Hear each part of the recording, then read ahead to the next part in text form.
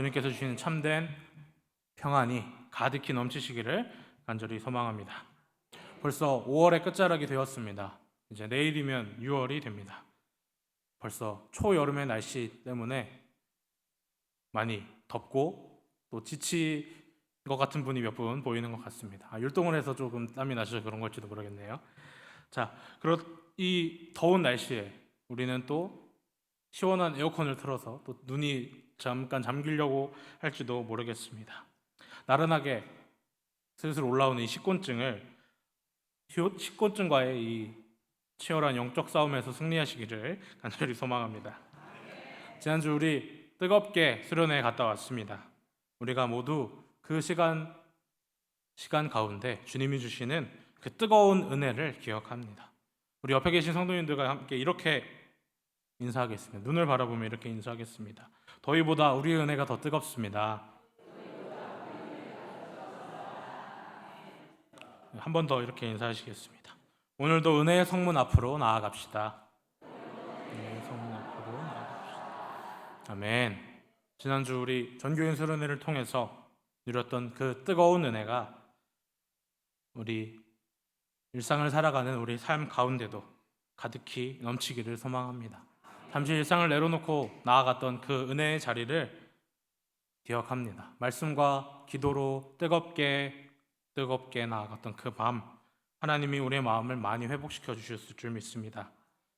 하지만 이 특별한 시간, 이 수련회에서 있었던 이 은혜가 단지 그곳에서만 끝나는 은혜의 시간으로 끝나면 안 됩니다. 거기에 은혜를 놓고 오신 분이 있다면 다시 빨리 쿠팡에 시켜가지고 다시 받기를 소망합니다. 자, 이제 우리는 다시 그 은혜를 안고 나아가야 합니다. 우리 다시 일상으로 돌아와서 우리의 삶 속에서 그 은혜를 살아가야 합니다. 그 은혜를 가지고 순종의 모습으로 나아가야 하죠. 오늘 우리가 읽은 이 룻기 4장의 말씀이 그 일상에서의 순종, 그게 무엇인지 또 보여주는 말씀이기도 합니다. 우리는 앞서 룻기의 말씀을 살펴보았습니다. 조금 오래된 기억들이신 분들도 있을 겁니다. 1장부터 해서 2장, 3장 이렇게 룻기의 말씀을 살펴보고 오늘 4장의 말씀으로 나와왔습니다. 1장에서 텅 빈 상태로 모압에서 돌아왔던 나오미와 룻은 2장에서 보아스의 밭에 우연처럼 역사하시는 그 하나님의 인도하심을 체험했습니다. 그리고 더 큰 하나님의 은혜가 그 밤에 이루어지었죠. 밤이 지나고 밝은 아침이 다가왔습니다. 베들레헴의 성문 앞으로 이제 나아가게 됩니다. 이 성문은 은혜가 이루어지는 성문이었습니다. 당시 이스라엘에서 이 성 앞에 있는 이 문은 그냥 사람들 왔다 갔다만 하는 그런 장소가 아니라 때로는 재판이, 때로는 행정이 이루어지는 장소였고 치열한 삶의 현장이었습니다. 이 일상의 자리, 이 일상의 현장에서 하나님께서 한 가정의 아픔이 어떻게 회복되는지, 또 그 회복을 통해 하나님의 어떤 역사를 이루어 가시는지 이 말씀을 통해 함께 살펴보기를 소망합니다. 첫째는 이것입니다. 진정한 사랑은 기꺼이 손해를 감수하는 것입니다. 아멘. 오늘 본문 앞부분을 보면 보아스는 아침 일찍 성문 앞으로 나아갔습니다. 먼저 올라가 앉아 있습니다. 그리고 마침 자신보다 나오미의 가정을 책임질 우선권이 있는 그 사람을 보고 그 사람을 먼저 부르고 이어서 성읍에 있는 장로들을 불러 모았습니다. 그 불러 모은 자리, 이 성문 앞에서 은혜가 시작됩니다. 하지만 성경은 이 불려진 그 먼저 권한이 있는 그 사람, 먼저 기업 물을 자격이 있는 그 사람의 이름을 기록하지 않고 있습니다. 그저 아무개라고만 기록하고 있죠. 이 아무개는 처음에는 나오미의 땅을 자기가 사겠다고 덥석 나서는 모습을 보였습니다. 땅을 사면 자기 재산이 늘어나니까요. 자기에게 이득이 되니까요. 그래서 그 땅을 사겠다고 덥석 나섰습니다. 그런데 그 땅을 사려면 룻과 결혼해서 그 죽은 친족 엘리멜렉의 가문의 대를 이어주어야 하고 또 그 땅도 결국 자기 것이 아니라 그 대를 잇는 그 자녀의 것이 될 거라는 것, 결국 자신의 것이 되지 못한다는 것을 결국 이게 다 손해라는 것을 알게 된 이 아무개는 그 태도를 바로 바꾸게 됩니다. 6절에서 그는 이렇게 말합니다. 우리 6절의 말씀 함께 읽겠습니다. 시작.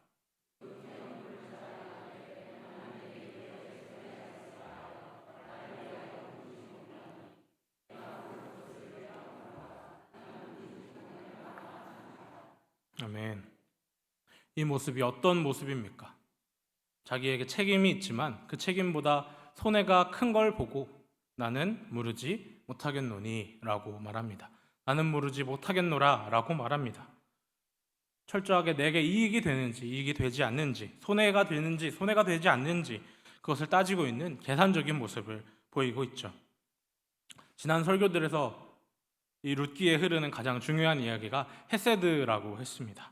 이스라엘 당시는 이 헤세드의 은혜가 베풀어지는 법이 하나 있었습니다. 이것에 대해서도 계속 이야기했는데요.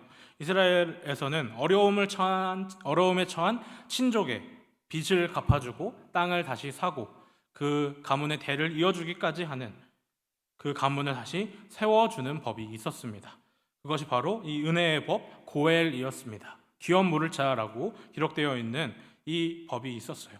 하지만 이 아무개는 이웃을 향한 섬김, 이웃을 향한 사랑, 이웃을 향한 은혜를 베풀기보다 지금 자기 주머니에서 나가는 돈, 자기가 겪게 되는 손해, 이런 것을 더 생각했던 거죠. 자기 지금 일상이 무너지는, 자기의 편안함이 무너지는 것이 더 손해라고 그는 생각했습니다.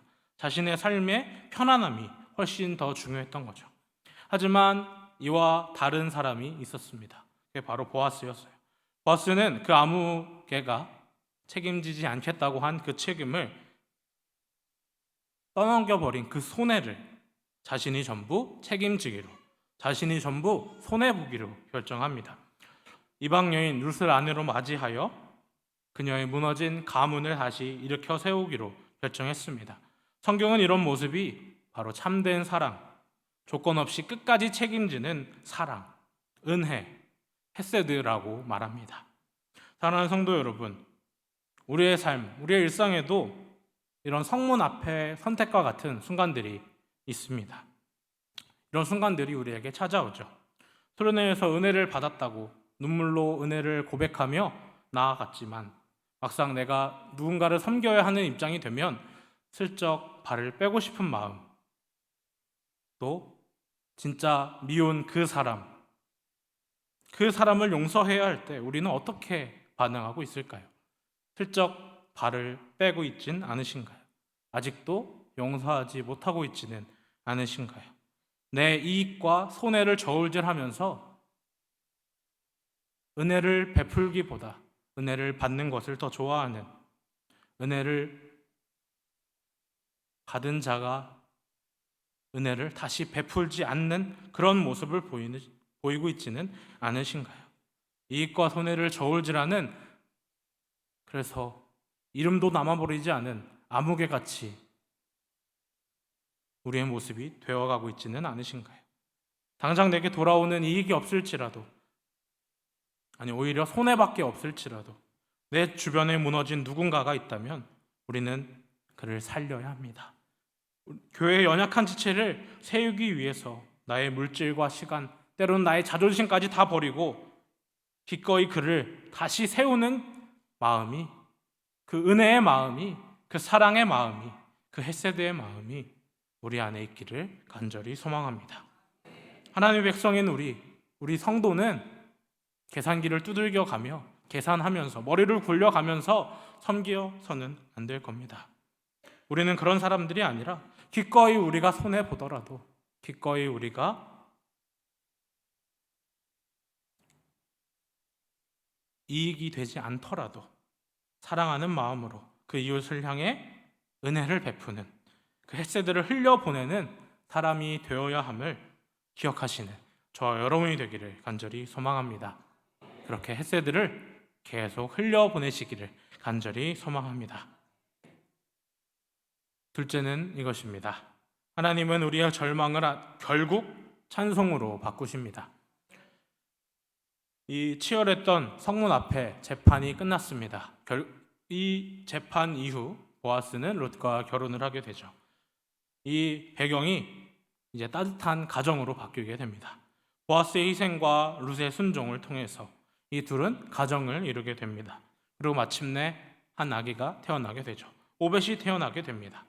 그런데 여러분, 이 생명의 잉태의 순간, 이 새로운 생명이 태어나는 이 순간에 이 생명의 주관자가 누구이신지를 이 성경이 분명히 보이고 있습니다.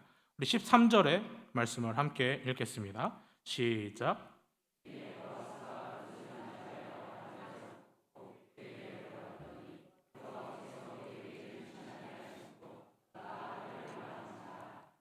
아멘.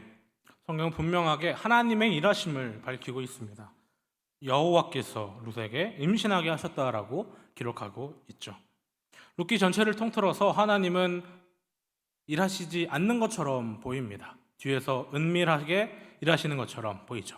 하지만 룻기에서 하나님이 직접 일하시는 부분이 두 번 나오는데, 처음은 1장에 나오는 1장 6절에 나오는 이스라엘의 흉년을 끝내고 이스라엘에게 양식을 주셨을 때, 그 소문이 나오미에게 들어왔을 때, 그때 하나님이 이스라엘을 향해 일하고 계셨습니다.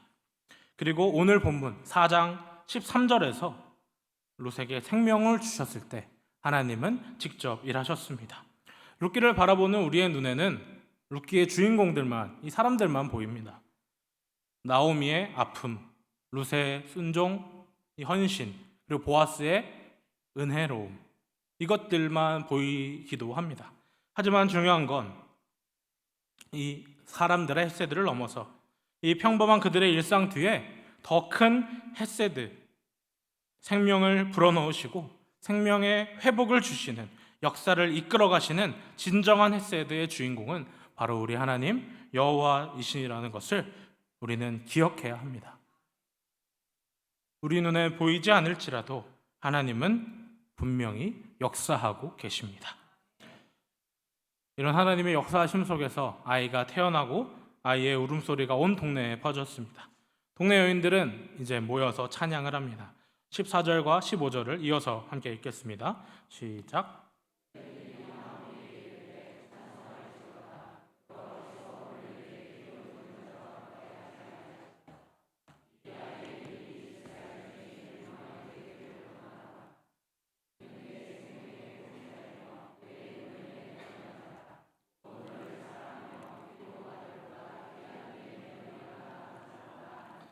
아멘. 베들레헴의 여인들이 이 아기가 태어나는 것을 보고 찬송을 합니다. 이 찬송의 첫 마디가 어떻게 시작합니까? 찬송할지로다 여호와께서입니다. 그냥 이들의 나오는 말이 그저 그냥 신나는 노랫소리가 아니라 하나님을 향한 찬송이었습니다. 여호와께서 하신 일을 이들은 찬송하고 있었죠. 룻기 1장에서 나오미는 모든 것을 잃고 텅 빈 상태로, 텅 빈 손으로 이 베들레헴으로 돌아왔습니다. 그녀는 이렇게 울부짖었죠. 룻기 1장 말씀 20절 말씀 함께 읽겠습니다. 나오미가 그들에게 이르되 나는 나오미라 부르지 말고 나를 마라라 부르라. 이는 전능자가 나를 심히 괴롭게 하였음이라. 아멘. 나를 나오미 기쁨이라고 부르지 말고 나를 마라 괴로움이라고 부르라 라고 말했습니다. 괴로움만 가득한, 텅 비어버린, 기쁨은 텅 비어버린 그 빈손으로 돌아와서 자신의 인생은 끝났다고, 이제 남은 것은 캄캄한 절망뿐이라고 탄식했던 그녀의 품에 이제 새로운 생명의 열매가, 아기가 안겨 있습니다. 인간의 힘으로는 도저히 벗어날 수 없었던 이 나오미의 텅 빈 인생, 고통뿐인 인생을 하나님께서 친히 개입하셔서 그 안을 채우셨습니다. 고통으로 채우신 것이 아니라 이제는 기쁨으로 채우셨습니다. 하나님께서 완벽하게 역전시켜 주셨습니다. 하나님께서 그녀의 슬픔을 기쁨으로 바꾸신 것이죠. 혹시 우리의 삶도 이런 나오미의 1장에서의 고백처럼 힘들고 텅 빈 것 같이 캄캄한 절망 속에 계신 분들도 계실지도 모르겠습니다. 우리가 함께 수련회에서 큰 은혜를 받고 또 누렸는데도 막상 다시 집으로 돌아온 우리 눈앞에 놓인 현실들은 여전히 태산같이 버겁기만 하고 또 끝없는 동굴같이 빛이 보이지 않는 것 같이 괴로움 뿐일지도 모르겠습니다. 그런 눈앞의 문제들은 여전히 우리의 마음을 무너뜨리죠. 하지만 사랑하는 여러분, 하나님께서는 주님의 날개 아래에 있는 그분의 자녀를 결코 비극으로 끝내지 않으십니다. 결코 포기하지 않으십니다. 끝까지 품고 계십니다. 하나님께서는 반드시 우리의 슬픔을 기쁨으로 바꾸어 주실 것입니다. 당장 우리 눈앞에는 하나님께서 일하지 않는 것처럼 보일 때도 있습니다. 그럴지라도 하나님은 반드시 우리의 절망을 찬송으로 바꾸실 것입니다. 그러기 위하여 하나님은 지금도 일하고 계심을, 지금도 우리 삶에 쉬지 않고 일하고 계심을 굳게 붙잡으시기를 소망합니다. 다 잃어버린 것 같은 그 순간에도 포기하지 않고 예배의 자리를, 믿음의 자리를 지켜나갈 때 하나님께서는 반드시 그 눈물의 빈 자리를 찬양으로 다시 채워주실 것입니다. 하나님께서 가장 선한 길로 우리를 이끌고 계심을 믿으며 신실하신 하나님을 끝까지 신뢰하며 붙들고 나아가는 우리 모든 해운대교회 성도님들 되시기를 간절히 소망합니다. 셋째는 굳건한 믿음이 일상의 순종을 낳고 위대한 역사를 이룹니다. 룻기의 말씀은 동화책처럼 그래서 보아스와 룻은 아기를 낳고 행복하게 잘 살았답니다 라고 끝나지 않습니다. 이렇게 동화책처럼 끝나지 않죠. 본문의 마지막은 이들의 족보로 끝이 납니다. 한 가문의 족보일 뿐이지만 룻기에 넘어서 우리는 룻기 너머의 이야기를 알고 있는 우리는 하나님의 역사하심을 알고 있는 우리는 이 21절과 22절이 그냥 족보가 아니라는 것을 알죠. 우리 21, 22절 함께 읽겠습니다. 시작.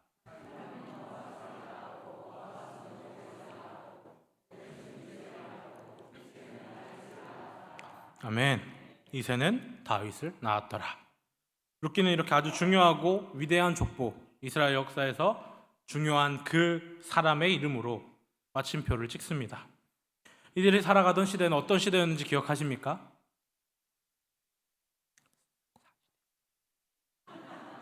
어떤 시대였는지 기억하십니까? 네, 맞습니다. 사사시대였습니다. 사사시대는 어떤 시기였냐면 모두 자기 소견에 옳은 대로 행하던 시기였습니다. 믿음은 사라지고 영적으로 타락한 영적인 암흑기였습니다. 그 영적인 암흑기에 이방 여인이었던 룻이 시어머니를 따라서 끝까지 그 시어머니를 따른 모습, 그리고 앞서 살펴본 보아스가 기꺼이 손해를 감수하면서까지 보여주었던 그 헤세드의 모습, 이 모습은 단지 그들이 착한 사람이어서, 그들이 그냥 인성이 바르게 태어나고 바르게 잘 자란 사람이라서 이런 식으로 도덕적이어서 그런 삶을 살아간 게 아닙니다. 이들 안에 이 시대가 가지고 있지 않던 믿음이 있었기 때문이었습니다. 절망적이고 캄캄한 시대 속에서도 생명과 회복의 주관자 되시는 이스라엘의 하나님, 그 하나님을 굳게 붙잡는 믿음이 그들에게 있었기 때문입니다. 보이지 않는, 하지만 굳건한 믿음이 그들 안에 있었고, 그 믿음으로 나아간 일상 속에서 그들이 보여준 헌신의 모습, 순종의 모습, 헤세드의 모습은 결국 하나님의 은혜로 열매 맺게 됩니다. 우리의 삶의 모습도 마찬가지죠. 우리가 행하는 작은 섬김과 헌신의 모습은 때로는 우리를 힘들게 합니다. 그리고 이것이 우리의 의나 우리의 행위를 자랑하기 위함도 아니라는 것을 우리는 기억합니다. 우리의 모든 행함은 결국 우리의 삶을 주관하시는 하나님을 향한 믿음의 고백에서 나와야 합니다. 믿음에 빠진 도덕적인 행위는 그냥 믿음이 없는, 은혜 없이 돌아가는, 때로는 계속 반복되면 지치고 또 공로의식에 빠지기 쉬워집니다. 하지만 하나님의 언약의 말씀, 하나님의 약속을 붙잡는 그 신실한 마음, 신실하신 하나님을 향한 그 확고한 믿음에서 나온 순종의 모습은 결코 땅에 떨어지지 않습니다. 하나님께서는 지금도 이 어두운 세상 속에서 우리가 보아스와 룻이 그랬던 것처럼 믿음을 붙잡고 살아가시기를 원하십니다. 그리고 우리가 그 믿음으로 행하는 그 작고 작은 순종들을 엮어서 하나님의 크신 구원의 역사를 지금도 이루어 가고 계십니다. 지금도 써내려가고 계십니다. 우리의 믿음의 일상이 하나님의 거대한 역사를 이루는 귀한 은혜의 통로가 된다는 사실을 기억하시기를 바랍니다. 족보를 보면 그냥 사람들의 이름 같죠. 그냥 하나님의 은혜랑 별로 상관없는 사람들의 이름같이 보입니다. 하지만 그 작은 믿음들이 쌓이고 쌓여서 은혜를, 하나님의 크신 은혜를 이루어 간다는 것을 우리는 보게 됩니다. 우리의 그 작은 믿음이, 우리의 작은 사랑들이, 우리의 작은 헤세드들이 모여 하나님의 크고 놀라우신 은혜를, 역사를 이루어 가게 될 줄 믿습니다. 그것을 붙잡으며 우리가 그 역사의 통로가 되는 귀한 은혜를 체험하기를 간절히 소망합니다. 이제 말씀을 맺겠습니다. 사랑하는 성도 여러분, 텅 빈 상태로 돌아왔던 나오미와 룻, 그렇게 시작했던 룻기의 이야기는 이제 누군가를 살리기 위해 자신의 손해를 감수하는 사람들의 모습을 통해서 이제 다윗이라는 그 다음의 이야기를 예고하면서 끝이 납니다. 다음에 다가올 소망을 미리 맛보여주며 끝이 납니다. 이는 무너진 자들을 끝까지 붙잡고 책임져 준 그 헤세드, 그 끈질길 사랑, 포기하지 않는 사랑, 베푸는 사랑, 그 헤세드의 모습을 우리에게 하나님께서 보여주셨기 때문에 가능했던 모습이었습니다. 그 헤세드의 사랑으로, 그 믿음으로 말미암아 맺어진 열매였습니다. 그런데 여러분, 이 은혜로운 족보는 다윗에서 끝나지 않다는 것을 우리는 알고 있습니다. 신약성경 맨 앞을 펴시면 뭐가 나오죠? 목차가 나오는 거 말고 그 신약성경 맨 앞을 펴시면 마태복음이라는 책이 나옵니다. 마태복음은 뭘로 시작할까요? 맞습니다. 족보로 시작합니다. 마태복음 1장 1절은 아브라함과 다윗의 자손 예수 그리스도의 계보라라고 시작하고 있습니다. 다윗에서 끝나는 것이 아니라, 그 은혜가 끝나는 것이 아니라 예수 그리스도로 그 은혜가 이어집니다. 보아스는 고엘의 역할을 감당했지만, 그래서 한 가정을 살렸지만, 예수 그리스도는 참된 고엘, 영원한 고엘이 되셔서, 영원한 기업물을 자가 되셔서 우리의 참된 보호자가 되시고 참된 구원자가 되시고 우리의 신랑이 되십니다. 보아스는 바로 그런 예수 그리스도의 그림자였던 것이죠.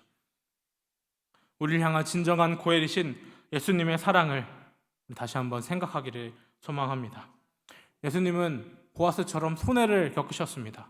물론 보아스처럼 재정적인 손해가 아니라 더 큰 손해를 겪으셨죠. 예수님께서 십자가 위에서 물과 피를 쏟으시면서까지 자신의 생명을 모두 내어주셨습니다.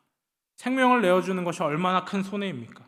하지만 예수님은 그 십자가에서 조롱과 수치, 고통을 당하시면서까지 텅 빈 룻과 같았던 우리들을 주님의 사랑으로 채워주십니다.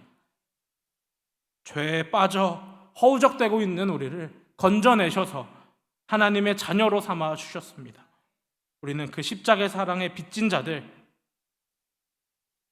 영적인 룻과 나오미들입니다. 우리가 함께 은혜를 받았던 그 자리에서, 전교인 수련회에서, 그리고 오늘을 살아가는 우리의 삶의 자리에서, 이 예배의 자리에서 우리는 우리를 살리신 그 놀라운 사랑, 변함없으신 사랑, 끈질긴 사랑, 그 십자가의 헤세드를 경험했습니다. 경험하셨습니까? 아멘. 그렇다면 이 영적인 룻과 나오미처럼 은혜를 입은 우리, 이 놀라운 은혜를 입은 우리가 이제는 세상을 향해 나아가는 작은 보아스들이 되어야 합니다. 억지로 손해를 감수하는 것이 아니라 이미 내 안에 채워진 주님의 그 놀라운 사랑, 놀라운 은혜 때문에, 그 사랑 때문에 아낌없이 줄 수 있는 그 마음, 그 넘치는 사랑 때문에 내 이웃과 가족, 교회 지체들에게 우리가 받는 그 사랑을 또 흘려보내는 작은 보아스들이 되어야 합니다. 그리하여 우리의 일상이, 여러분의 일상이, 저의 일상이 누군가를 살리고 하나님의 크신 은혜를 흘려보내는 삶, 우리 안에서만 그 은혜를 누리는 것이 아니라 또 세상으로 흘려보내는 삶, 축복의 통로가 되기를 간절히 소망합니다. 그렇게 우리 안에 주님이 주시는 헤세드가, 주님이 주시는 사랑이, 주님이 주시는 은혜가 가득히 넘쳐 흐르기를 주님의 이름으로 축복합니다. 우리 함께 찬양하며 나아가겠습니다. 주님이 주신 그 놀라운 은혜들, 모든 것이 은혜였습니다. 모든 것이 주님의 헤세드였습니다. 함께 고백하며 나아갑시다. 내가 누려왔던 모든 것들이, 내가 지나왔던 모든 시간이, 내가 걸어왔던 모든 순간이 당연한 것 아니라 은혜였소. 아침 해가 뜨고 저녁에 노을, 봄의 꽃향기와 가을의 열매, 변하는 계절의 모든 순간이 당연한 것 아니라 은혜였소. 모든 것이 은혜, 은혜, 은혜, 한없는 은혜, 내 삶에 당연한 것 하나도 없었던 것을, 모든 것이 은혜였소.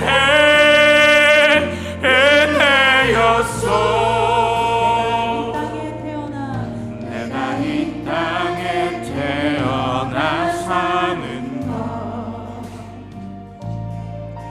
어린아이 시절과 지금까지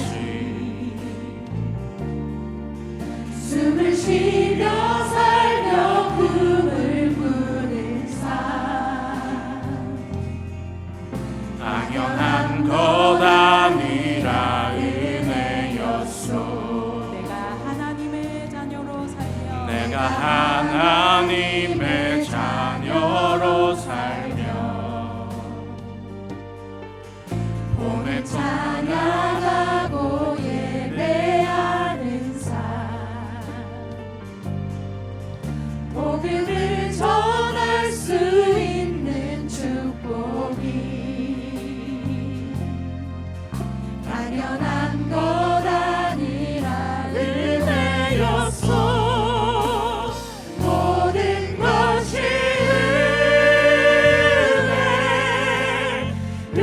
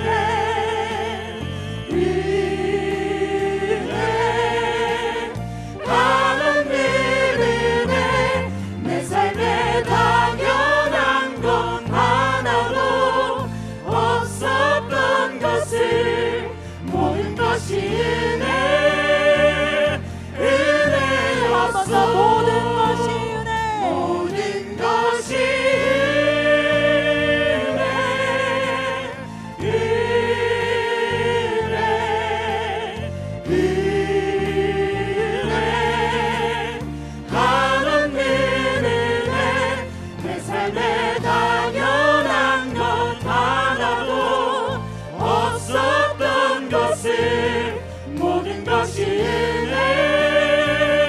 은혜였어.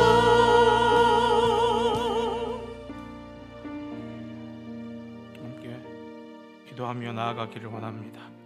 우리를 살리기 위해 십자가에서 전부를 내어주신 그 주님께 우리의 마음을 모아 기도하며 나아가기를 원합니다.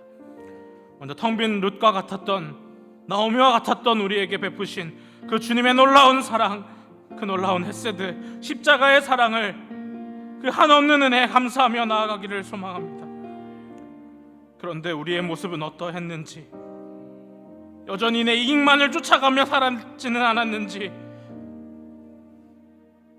십자가 지기를 피하진 않았는지, 연약하고 이기적인 모습이 있었다면 회개하며 나아가오니 주님 우리를 다시 세워 주시옵소서. 하나님, 수련회에서 베푸신, 예배를 통해서 베푸신 그 놀라운 은혜가 이 성전 안에만 머물지 않게 하여 주시옵소서. 우리가 받은 놀라운 십자가의 사랑이 우리 안에서 흘러넘쳐서 우리의 치열한 일상 속에서도 이웃을 살리고 품어내는 작은 보아스의 삶으로, 작은 예수의 삶으로 이어지게 하여 주시옵소서. 캄캄한 절망 속에서도 역전의 은혜를 베푸시는 그 하나님을 굳게 신뢰하며 우리의 삶이 순종이 생명을 살리는 구원의 통로가 되게 하여 주시옵소서. 그런 마음들 가지고 다 같이 주님 이름 부르며 기도하며 나아가겠습니다. 주여, 주여,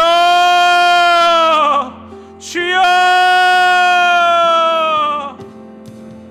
하나님, 우리를 살리신 놀라운 은혜, 끝없는 은혜, 끝까지 책임지시는 은혜, 한없는 은혜, 놀라운 은혜, 그 사랑을 기억합니다.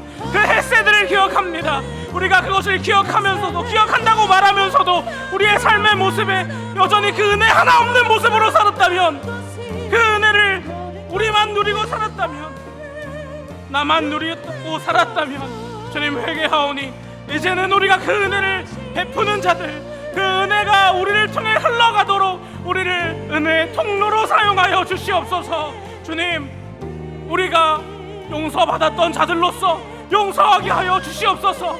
우리가 사랑받은 자들로서 더욱 사랑하게 하시고, 은혜 입은 자들로서 은혜를 베풀게 하여 주시옵소서. 주님, 우리가 베풀어 주신 그 은혜를 기억하며 우리 안에만 그 은혜가 머무는 것이 아니라 우리의 자녀들에게도, 우리의 이웃들에게도, 우리의 가족들에게도, 심지어 우리의 원수들에게까지도 그 은혜가 흘러가게 하여 주시옵소서.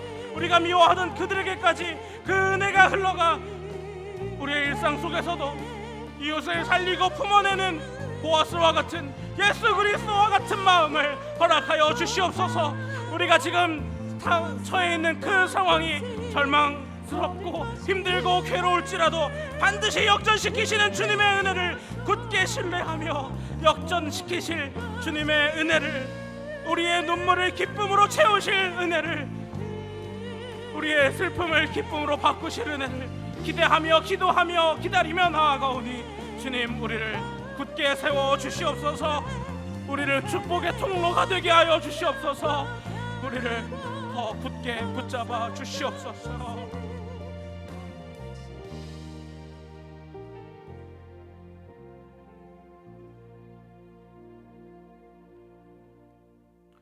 살아계셔서 지금도 역사하시는 하나님, 우리가 룻기의 말씀을 통하여 우리에게 베풀어 주신 놀라운 헤세드, 그 십자가의 사랑에 참된 길과 굳건한 믿음의 놀라운 능력을 보여주시니 감사드립니다.